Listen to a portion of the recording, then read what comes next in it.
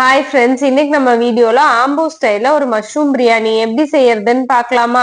அதுக்கு முதல்ல ஒரு 6ல இருந்து 7 வரமிளகாய அரை மணி நேரம் சுடுதண்ணியில ஊற வச்சுட்டு ஒரு மிக்ஸி ஜார்ல சேர்த்துட்டு விழுத அரைச்சிக்கலாம்.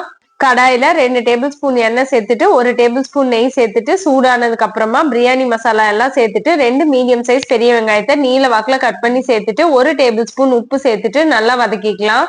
வெங்காயம் நல்லா செவந்த உடனே 1 டேபிள் ஸ்பூன் இஞ்சி பூண்டு பேஸ்ட் சேர்த்துட்டு அதோட பச்சை வாசம் போன உடனே ஒரு கைப்பிடி அளவுக்கு புதினா, ஒரு கைப்பிடி அளவுக்கு கொத்தமல்லி ரெண்டும் சேர்த்து வதக்கிக்கலாம். கூடவே 1 டேபிள் ஸ்பூன் மஞ்சத்தூள் போட்டுட்டு ஒரு 2 நிமிஷம் வதக்கிட்டு 2 மீடியம் சைஸ் தக்காளியை நீல வாக்குல கட் பண்ணி சேர்த்துக்கலாம். தக்காளி நல்லா சாஃப்ட் ஆன உடனே நம்ம ஏற்கனவே அரைச்சு வச்சிருக்க மிளகா பேஸ்ட் அதுல சேர்த்துட்டு ஒரு 3ல இருந்து 4 நிமிஷம் நல்லா வதக்கி விட்டுடலாம்.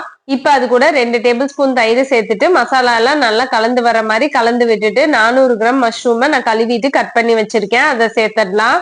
மஷ்ரூம் மசாலா எல்லாம் நல்லா கலந்து வர மாதிரி ஒரு 3ல இருந்து 4 நிமிஷம் நல்லா கலந்து விட்டுட்டு ஒரு மூடி போட்டுட்டு 6ல இருந்து 7 நிமிஷம் அது வேகறதுக்காக விட்டுடலாம். இப்ப அது கூட 2 கப் தண்ணி சேர்த்துக்கலாம். தண்ணி நல்லா கொதிச்சு வந்ததுக்கு அப்புறமா நான் ஏற்கனவே சீரக சம்பா அரிசியை அரை மணி நேரம் கழுவிட்டு ஊற வச்சிருந்தேன், அதை அதுல சேர்த்துக்கலாம். ஒரு வாட்டி அதை லேசா கலந்து விட்டுட்டு மூடி போட்டுட்டு மீடியம் ஹீட்ல வச்சுட்டு 10 நிமிஷம் அதை அப்படியே விட்டுடலாம்.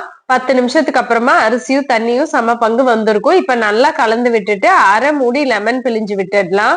கூடவே 1 டேபிள் ஸ்பூன் நெய்யும் சேர்த்துட்டு நல்லா கலந்து விட்டுடலாம்.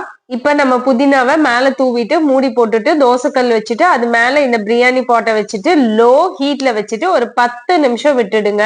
மசாலா எல்லாம் ரொம்ப கம்மியா போட்டு செஞ்சா கூட நம்ம அரைச்சு ஊத்துன அந்த வரமிளகா பேஸ்ட் அப்படி ஒரு பிளேவரை கொடுக்கும். கண்டிப்பா இந்த மஷ்ரூம் பிரியாணியை ட்ரை பண்ணி பாருங்க, ரொம்ப டிஃப்ரெண்டா இருக்கும். பாய்.